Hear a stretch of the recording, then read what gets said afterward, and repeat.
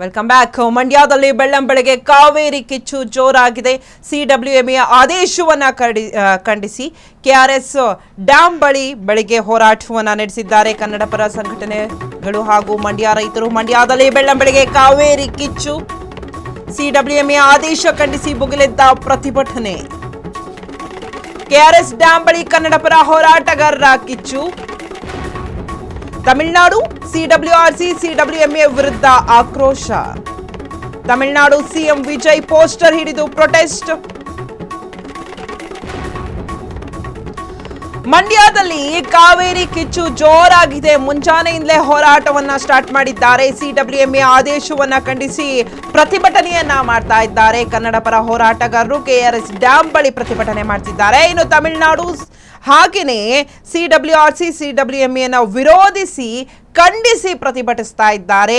ಮಂಡ್ಯದಲ್ಲಿ ವಿಜಯ್ ವಿರುದ್ಧ ಹೋರಾಟವನ್ನ ಮಾಡ್ತಾ ಇದ್ದಾರೆ ರೈತರು, ಕನ್ನಡಪರ ಹೋರಾಟಗಾರರು.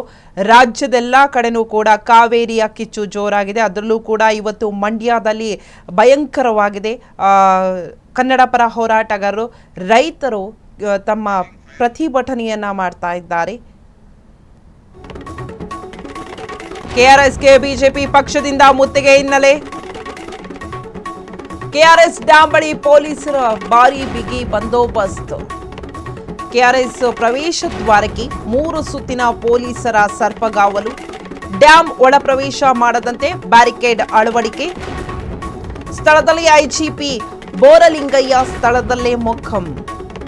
1,500ಕ್ಕೂ ಹೆಚ್ಚು ಪೊಲೀಸರ ನಿಯೋಜನೆ. ಮಂಡ್ಯ ಎಸ್ಪಿ ಡಾಕ್ಟರ್ ಶೋಭಾ ರಾಣಿ ನೇತೃತ್ವದಲ್ಲಿ ಭದ್ರತೆ. ಅಹಿತಕರ ಘಟನೆ ನಡೆಯದಂತೆ ಪೊಲೀಸರು ಅಲರ್ಟ್. 2 ಎಸ್ಪಿ, 9 ಜನ ಡಿವೈಎಸ್ಪಿ, 27 ಇನ್ಸ್ಪೆಕ್ಟರ್ಗಳು. ಮಂಡ್ಯದಲ್ಲಿ ಕಾವೇರಿ ಕಿಚ್ಚು ಜೋರಾಗಿದೆ. ತಮಿಳುನಾಡು ಸಿಎಂ ವಿಜಯ್ ಪೋಸ್ಟರ್ ಹಿಡಿದು ಪ್ರತಿಭಟನೆಯನ್ನ ಮಾಡ್ತಾ ಇದ್ದಾರೆ. ಇನ್ನು ಬಿಜೆಪಿಯವರು ಹಾಗೆ ಕನ್ನಡಪರ ಹೋರಾಟಗಾರರು, ರೈತರು ಎಲ್ಲರೂ ಸೇರಿ ಕೆಆರ್ಎಸ್ ಮುತ್ತಿಗೆ ಹಾಕಲು ಪ್ಲಾನ್ ಅನ್ನ ಮಾಡ್ಕೊಂಡಿದ್ದಾರೆ. ಇದರ ಬೆನ್ನಲ್ಲೇ ಇವರೇನು ಮುತ್ತಿಗೆ ಹಾಕ್ತಾರೆ ಅನ್ನುವಂತಹ ವಿಷಯ ಕೇಳ್ತಿದ್ದಂತೆ ಕೆಆರ್ಎಸ್ ಸುತ್ತಮುತ್ತ ಪೊಲೀಸರ ಸರ್ಪಗಾವಲು ಜೋರಾಗಿದೆ.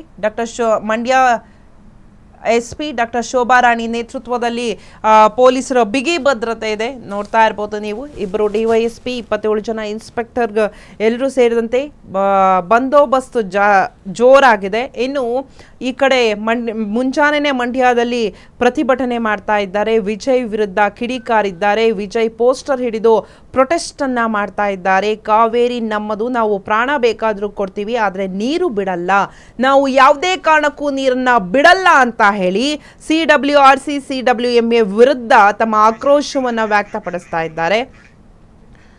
ಇದ್ರ ಬಗ್ಗೆ ಹೆಚ್ಚಿನ ಡೀಟೇಲ್ಸ್ ಅನ್ನ ಕೊಡ್ತಾರೆ ನಮ್ಮ ಮೈಸೂರು ಬ್ಯೂರೋ ಚೀಫ್ ಆದಂತಹ ರಾಘವೇಂದ್ರ. ಮಂಡ್ಯದಲ್ಲಿ ಯಾವ ತರ ಕಾವೇರಿ ಕಿಚ್ಚಿದೆ? ಯಾಕಂದ್ರೆ ಮುಂಚಾನೆಯಿಂದಲೇ ತನ್ನ ಆಕ್ರೋಶವನ್ನ ಹೊರ ಹಾಕ್ತಾ ಇದ್ದಾರೆ ಕನ್ನಡಪರ ಹೋರಾಟಗಾರರು. ಹೆಚ್ಚಿನ ಡೀಟೇಲ್ಸ್ ಕೊಡೋದಾದ್ರೆ. ಹೌದು ಶಿಲ್ಪಾ, ಏನು ನಿನ್ನೆ ಸಿಡಬ್ಲ್ಯೂಎಂಎ ಆದೇಶ ಏನು ಬಂತು, ಮತ್ತೆ 4 TMC ನೀರನ್ನ ತಮಿಳುನಾಡಿಗೆ ಹರಿಸಲೇಬೇಕು ಅಂತೇಳಿ ಒಂದು ಆದೇಶ ಬಂತು. ಆದೇಶದ ಬೆನ್ನಲ್ಲೇ ಮಂಡ್ಯ ಮತ್ತು ಮೈಸೂರು ಭಾಗದಲ್ಲಿ ಹೋರಾಟದ ಕಿಚ್ಚು ಇನ್ನಷ್ಟು ತೀವ್ರಗೊಂಡಿದೆ. ಇವತ್ತು ಕೆಆರ್ಎಸ್ಗೆ ಮುತ್ತಿಗೆ ಹಾಕುವಂತ ಕಾರ್ಯಕ್ರಮವನ್ನ ಬಿಜೆಪಿ ಹಮ್ಮಿಕೊಂಡಿದೆ. ಇದರ ಹಿನ್ನೆಲೆಯಲ್ಲಿ ವ್ಯಾಪಕವಾದಂತಹ ಬಿಗಿಯನ್ನ ಮಾಡಿದ್ದಾರೆ. ಏನು ಮಂಡ್ಯ ಎಸ್ಪಿ ಶೋಭಾರಾಣಿ ಅವರ ನೇತೃತ್ವದಲ್ಲಿ ಸುಮಾರು 2 ಎಸ್ಪಿಗಳು ಈಗಾಗಲೇ ಕೆಆರ್ಎಸ್ ನಲ್ಲಿ ಸುತ್ತುವರೆದಿದ್ದಾರೆ. ಜೊತೆಗೆ ಐಜಿಪಿ ಬೋರಲಿಂಗಯ್ಯ ಅವರು ಕೂಡ ಮೊಕ್ಕ ಮೂಡಿದ್ದಾರೆ. ಅವರ ನೇತೃತ್ವದಲ್ಲಿ ಎಲ್ಲ ಭದ್ರತಾ ವ್ಯವಸ್ಥೆಗಳು ಕಾಲಾಗಿದೆ. 3 ಸುತ್ತಿನ ಭದ್ರತಾ ವ್ಯವಸ್ಥೆಯನ್ನ ಮಾಡಿದ್ದಾರೆ. ಕೆಆರ್ಎಸ್ಗೆ ಯಾರೂ ಕೂಡ ಪ್ರವೇಶ ಮಾಡುವ ಹಾಗಿಲ್ಲ. ಸಾಕಷ್ಟು 1,500 ಮಂದಿ ಪೊಲೀಸರನ್ನ ಕೂಡ ನಿಯೋಜನೆ ಮಾಡಿದ್ದಾರೆ. 9 ಡಿವೈಎಸ್ಪಿಗಳು, 27 ಇನ್ಸ್ಪೆಕ್ಟರ್ಗಳು ಸಹಿತವಾಗಿ ಸಾಕಷ್ಟು ಬಿಗಿ ಭದ್ರತೆಯನ್ನ ಮಾಡಿದ್ದಾರೆ. ಎಲ್ಲೂ ಕೂಡ ಅಹಿತಕರ ಘಟನೆಗಳು ನಡೆಯದಂತೆ ಮುನ್ನೆಚ್ಚರಿಕೆಯನ್ನು ವಹಿಸಲಾಗಿದೆ.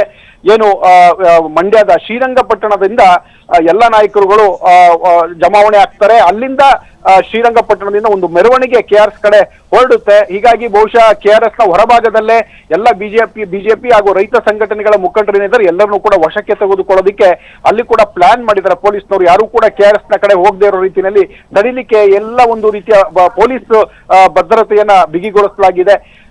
ಸೂಕ್ಷ್ಮ ಪ್ರದೇಶದಲ್ಲಿ ಕೂಡ ಪೊಲೀಸರ ನಿಯೋಜನೆ ಆಗಿದೆ.